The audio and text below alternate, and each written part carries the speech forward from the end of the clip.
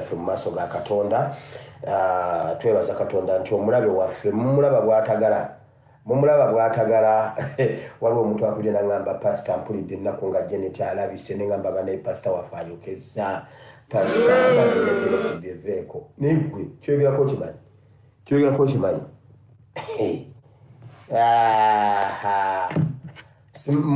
kulwakuba simanyi mbuno batadde akatale ku muntu amaze emyaka gino gyonna ebbanga lyamaze nga bamubika najja n'ayogera leero n'atayogera ku kyabulwadde n'ateebaza ku banna abaamusabidde eggula abaabadde mu gundi mu maziga n'atayogerako kugumya ggwanga digamba bannange wendi naye mwebala okunsabira gw'olaba nga agagambo gayogedde gakwatagana ne gundi eriwo okakasa nabagamba bano abantu bakwata agatambi agakadde ekyo nakibagamba dda bakwata agatambi agakadde ge bajja okuta ne Museveni bajja tukola nno bwe batyo bali mu kubiteekateeka ku ebyo byolaba bye bababuzaabuza bali ku testing 1-2 ne Museveni agenda kubula bwati wehe ebyo ebintu obirabe nga bitandi eyo debate egenda kujja ku Museveni taliwo waali bata akatambi akalabika nti nno katuufu bali ku testing 1-2 nze nkumudde mutagambye pasita ndabya katambi gw'osoosa okuzigira mu gundi mu mutwe bambi toddamu byogera gwe omuntu kwene embeera njagala gundi gwolabe kwene embeera omuntu gwe babise okuva mu gwokusatu nga 3 guno gwa 8 tugenda mu gwa 9 najja n'ateebaza abantu n'atayogera ku nsonga eyo okikiriza naawe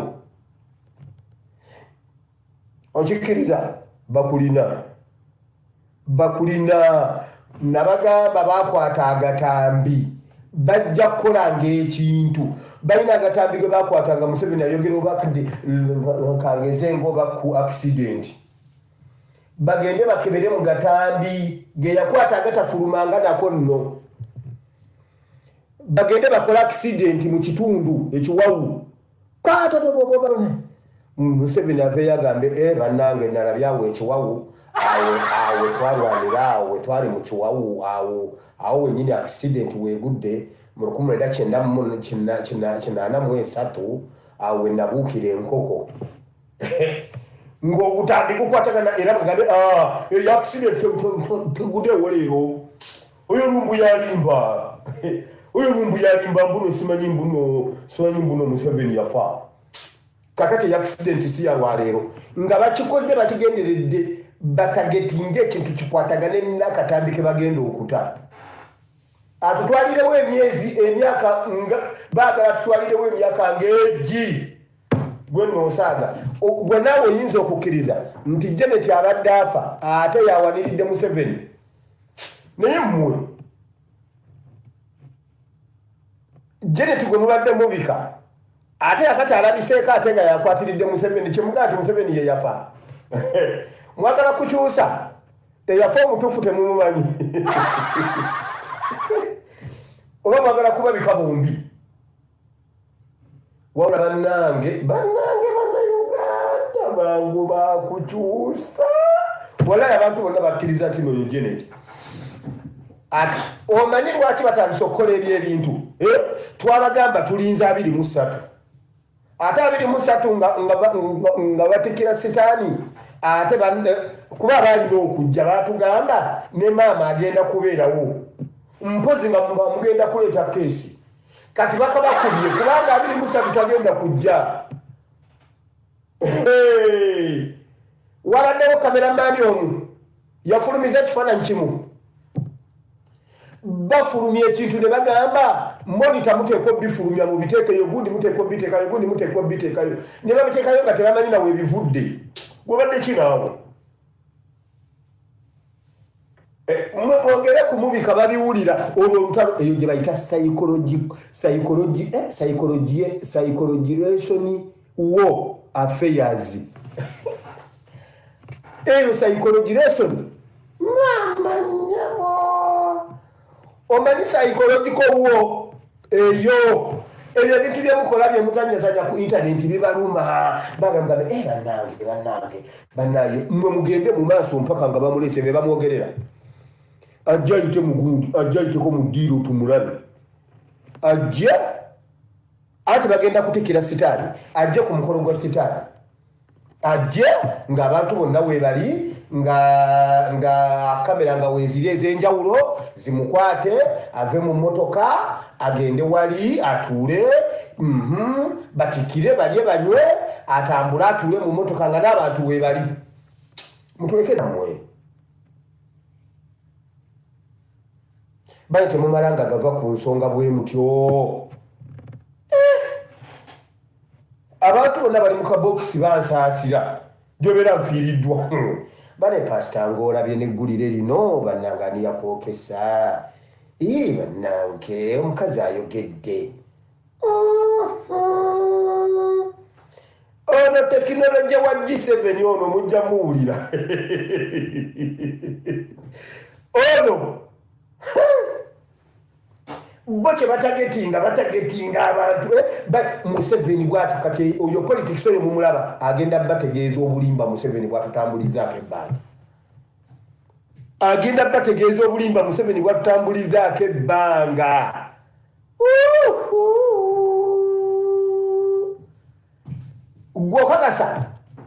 okakasa Janet najja nayogerako leero n'ateebaza abaamu kusimanya abaamukungubagira simanya abaali erugogo waliwo abaabadde eggulo simanyi ne namyalo wabaddeyo zi saavisi ez'enjawulo n'atakyogera nako n'atatunyonnyola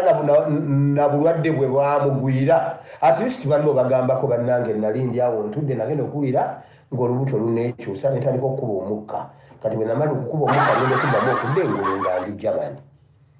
okitegedde banno n'obanyumizaako gwolaba bikwatagana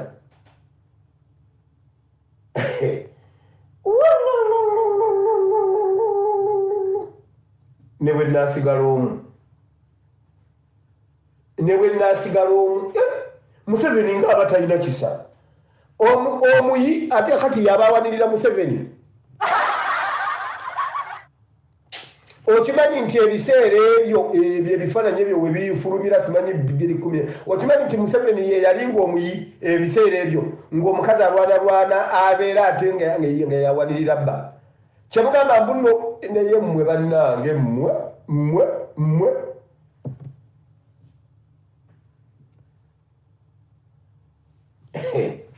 nedda TV zonna zibeerewo ku mukolo bagenda beerayo nno nga batikira sitaani TV weeziri abantu ba bulijjo balina amasimu gaabwe basanyuka okumulabako bamukwate ku zi vidiyo ensi etegeere nti awo tuddemu tupangeyo olubiko olulala kale tutegeere nti nno olulutusaze tukombewo tubike olubiko olulala babalimba Janet yafa Janet yafa kati Museveni wakyobera totubikira naawe nali abantu bano bazze abantu bano babi omanye dda batugamba mbuno okimanyi batugamba mbuno mbw abasezi babeera ne memorandum of understanding mbuno bwenfiirwa ng'omuntu wange nga mukuwa ng'omulya bw'ofiirwa ng'onsasula ebbanja oba kati Museveni yawolaani ebbanja oba Salva Kiir oba yawolaani oba Kagame oba kati ani gwe oba kati mbu beesasula mbuno amabanja kati mbu nange bwenfiirwa mbu nga naawe ojja ng'ojja onona ebbanja lyo mbu ng'olitwala kati awo nga tusigala tetwebanja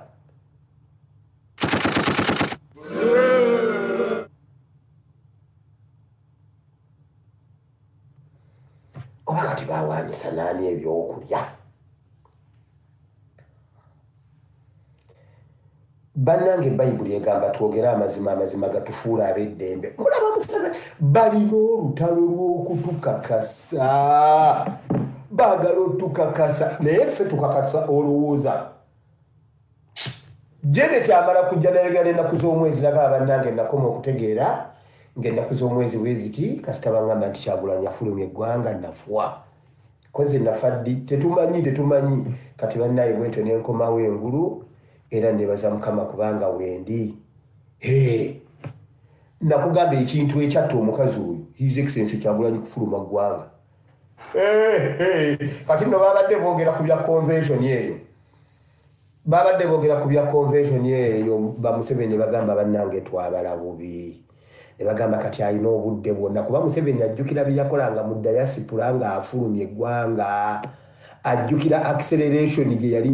yalinyanga omuliro struggle ne yeeyongera mu maaso buli lwafuluma eggwanga bagambye bannange twakola ensobi at least wano yali controlled wantu ali tusobola okumalako emirembe naye ng'ali wano naye kati alina obudde bungi ate ne Uganda acommunicatinga nga bw'ayagala ate n'ebweru bitambula yabasuulamu omutumbi mulamba okimanyi nti ffe ab'enkyukakyuka ate ffe abatamanyi amakulu g'okufuluma kwa pulezidenti okimanyi tetugamanyi naye mmwe okimanyi ffe ab'enkyukakyuka tetumanyi makulu ga kufuluma kwa pulezidenti ebweru w'eggwanga pulezidenti yayogedde ekigambo bannaye njagala kwebaza Katonda bane pulezidenti yasabidde abantu obedda buli amutukako amugamba sooka onsabire yabataddeko emikono buli muntu ali yagamba bannange bamugambe sooka otusabire ffe batugambye erina omukisa gwo bagenze nagwo kati mmuleka mbabulire obwotegeerera liida ng'ali mu tayimu ye aba agatta ensi zombi liida yenna bw'ataba spiritual leader political leader bw'aba ali mu magenda ge ng'ali mu tayimu ye abeera political leader aba spiritual leader abeera father abeera mother abeera byonna obya president bw'atandika ebintu bye n'okusinza nakusomesa ku Moses yaddira ekikolimo buli kikolimo taata ow'omubiri Yakobo kye yali atadde ku baana be 12 buli kye yayogera ku baana be ekyali ekibi ng'asookera ku Rubeni gwe yali akutte ne mukazi we olw'okubanga Musa yali afuuse taata ow'omubiri Musa yali afuuse taata ow'omwoyo Musa yali political leader Musa yali profeti n'akyusa buli kigambo Yakobo kye yayogera ku mwana ekibi n'akimuggyako ate eggulu ne likkiriza ekyo kyolaba pulezidenti atandika n'okusinza izi kikaffe mu Katonda nkugambye omukyala yakuba kazimba mugalu pulezidenti ye yamusabidde ye yamwenenyeseza n'amugamba n'ogulira okuba kitaffe mu Katonda gamba nti ayi Mukama nsaba obusaasire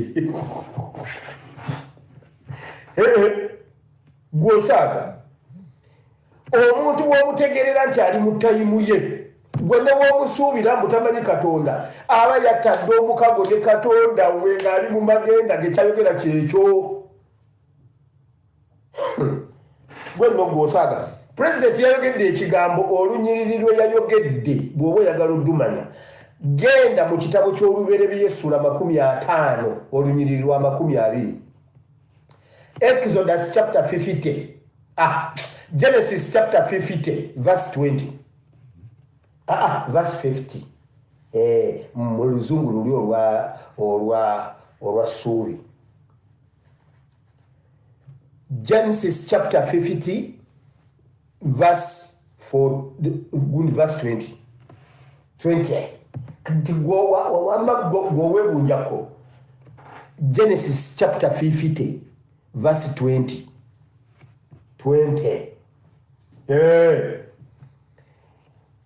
Yakobo bw'amala okufa Yusufu ne bagenda ne baziika Yakobo ne bamuzaayo ne bamuziika ne bakomawo e Misiri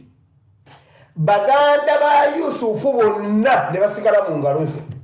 bonna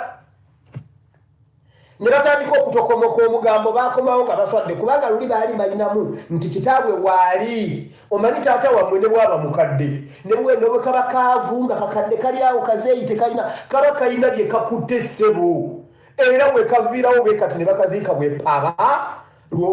awo lwotandika okuwulira bannange omwana wire yagobye banne mu kibanja wire yakutte jambiya banne bonna yabakugobye simanyi gundi yamugobye gundi enyumba z'abane yanzookeza yagambye tabaagala ku kibanja ati namunoli Diki yamukutte n'amusiba Diki naloka akuba wire yagenze kwero sika kati bagenze mu kooti buwama ebyo bibeerawo nga kitabu amaze kuvaawo naye bw'aba waali ne bw'aba wa myaka 5 ng'ali kundiribwa ati teri mwana asongamu munne lugalo kati munnange nga Yakobo yo byateyo ngenzeeyo ntya nga Yakobo afa nga bamutwala nga bamuziika nga bamala okumuziika nga bakomawo kubanga ne Faraawo yawaayo ba officials be okuva Misiri ne bateeka ne bagira emmotoka ez'akabi ezaaliwo ebiseera ebyo ne balyoka bagenda baziika kubanga basooka ne bamutwala nga mulamu oluvannyuma bwe yafa ne bababikira ne bagenda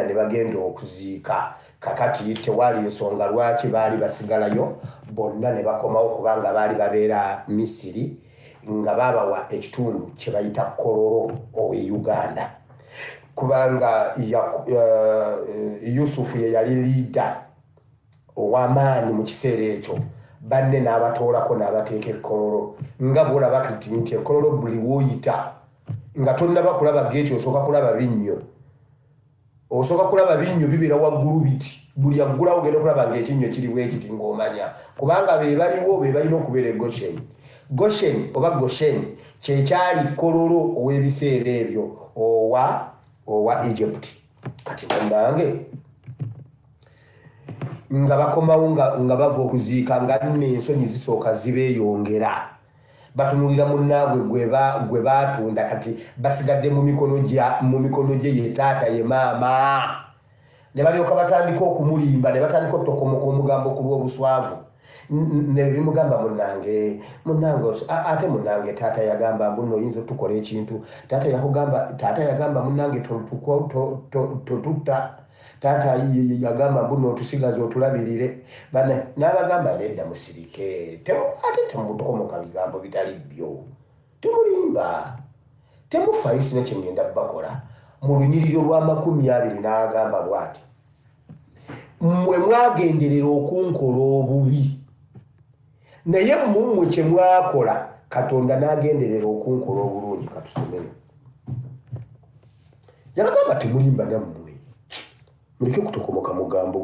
gwe bataabagambye olwo ssebo nga bakozeewo eddaame bamusomerawo eddaame taata yagamba totuyombesanga taata yagamba totukubanga taata yagamba bye twakukola byerabire taata yagamba tobijjukiranga mu lunyiriro lwa 20 n'abagamba bw'ati nammwe mwali mwagala okundeetako ebibi naye Katonda yali ayagala okundeetako ebirungi ng'era bwe kibadde okuwonya abantu abangi baleme okufa. Yakobo yabagamba nedda mmwe mwagenderera okuntunda mwagenderera okunkola obubi naye yali pulaani ya Katonda nze muntunde yanko akola obulungi ntaasa abangi okufa kubanga enjala yali egenda kutta Middle East yonna egimalewo ndowooza ne Africa ey'ebiseera ebyo ensi yonna emmere nejjeginona Emisiri nagamba nedda temutokomoka mugambo mukakane mwe mwagenderera okunkola obubi. President nga bwe yagambye Museveni bagenderera okunkola obubi naye nga tebamanyi nti ate kye nnina okukola nina emirimu mingi nnyo wano kubanga yali alina okuwonya abangi baleme okufa. Engalo obwekwa olubereberye essuula 50 olunyiriri lwa 20 bagenderera kumukola bubi naye nga Katonda ateesa okutaasa abangi baleme okufa. Kati ye Janet bwe yabiraba ye n'aweta ye yaweterawo kyamugamba ku mukolo kubaddeko ekifaananyi kimu kyokka anaki ye amagoye ge bayambala ate era ne bagaddamu tetubawa ssente za muli wa musolo waliwo omukazi ali bannange Evelyn yanooma omanyi okunooma buli kantu kakola akateekayo n'agamba ekinsanyusa kubanga temugenda kugamba mbu ndi ku ssente zammwe eza muli w'omusolo kazibba ne kateba naye omutima gukalumiriza bwera leero mbaddeko wano nga ndi wano kuŋŋamira nga ntambula ekisinza okunsanyusa kuba temugenda kugamba mbuno ssente za muli wa musolo nagenzeeko autu naye ekinya gundi ekinsanyusa sigamba mbuno ndi ku ssente zammwe eza taxpayers money kalya ssente naye zikatokotera mu lubuto.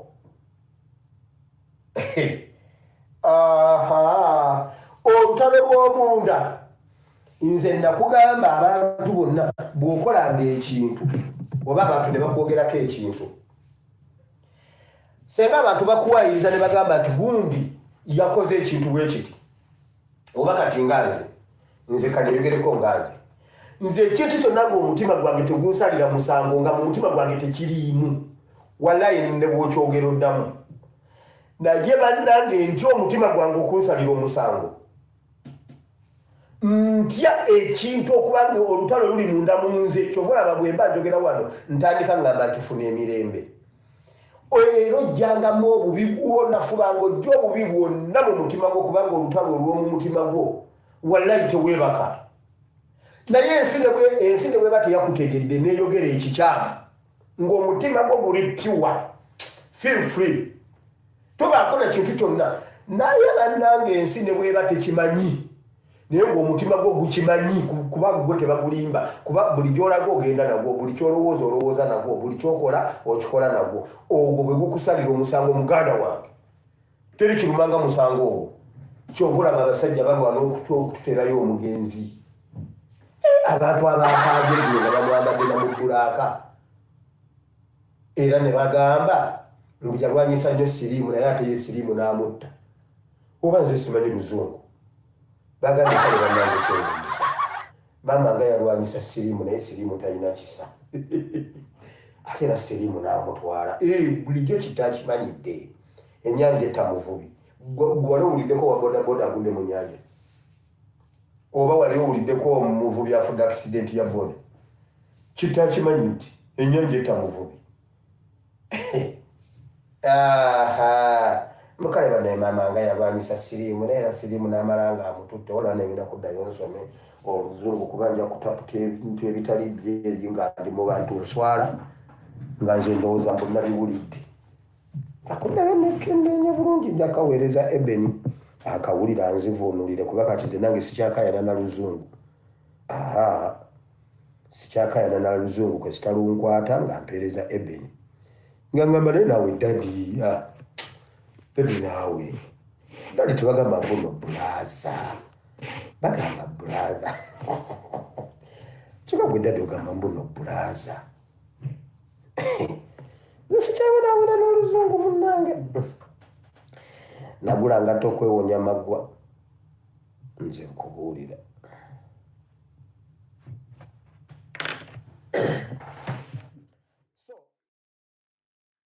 byebyo nno olunaku olw'eggulo bwazibidde mu mawulire nga batugamba nti maama Janet alabiseeko era nga bagamba nti yeebaza Katonda olw'embeera gy'abadde ayitamu ey'obulamu bwe obubadde nga tebuli mu mbeera nnungi ate nga kino we kyajjidde nga n'ababaka ba paalamenti aba NRM baakamala okumusabira ne batugamba nti mwongere omusabira mulwadde naye ate nga embeera egenda ekyukamu okusinziira bwe yali gye buvuddeko wabula ate awo wennyini nga bakamusabira olunaku lumu n'avaayo nga ate yalaga nti yateredde mulamu nnyo era embeera tekyeraliikiriza. Wataddewo ebibuuzo ku mitima gya bannayuganda, buli muntu ng'akirowooza mu ngeri ye, nti omuntu gwe bakatugamba nti mulwadde, ate essaawa eno olunaku lumu ateredde. Mukama ye ng'akola ebyamagero, nga n'abalala tebakkiriza, bagamba nti nedda, mwali bamututereddeyo obutambi obukadde. Gwe ate tunakakasa tutya nti bino ebintu bibadde bipya, ng'engoye zennyini ze balimu bonna bana ababadde bali mu miitingi eyo twali tuzirabyeko emabega mu kifaananyi kyekimu, era bwe basisinkana omukyala oyo omukyala Musumba, wadde nga taweerereza mu ggwanga lya Uganda, nti yagenyiwalako wano e Uganda n'asisinkana abakulu abo mu State House, naye ebyambalo bye babadde bambadde bonna, omugenyi ne be yasisinkanye, nti era byali birabikiddwako mu katambi ke kamu ng'era bwe bambadde bonna. Beebuuza nti ekyo kyambalo kye kirina okwambalwa olwe baba basisinkanyeko ku miitingi abana? Buli muntu alina endowooza ye ate gy'otasobola kuwakanya. Kakati buli ebibuuzo bikyali bingi, buli yalabye akatambi ako, abamu bagamba nti mwatulimba ng'omukyala takyaliwo, mutandise kugatta bintu bikadde bye muba mutuweereza, oba abagamba nti takyaliwo be balimba ng'omuntu mulamu katebule. Ffe tetumanyi, baba ababituterayo be batusinga okumanya, mpozi ne Mukama Katonda. Naye ng'ekirungi nti n'ababiteekayo bakkiriza nti omukyala mulwadde nnyo. Ate mu lunaku lumu bbiri batulaga nti kakati ate awonye azze, takyalina buzibu bwonna.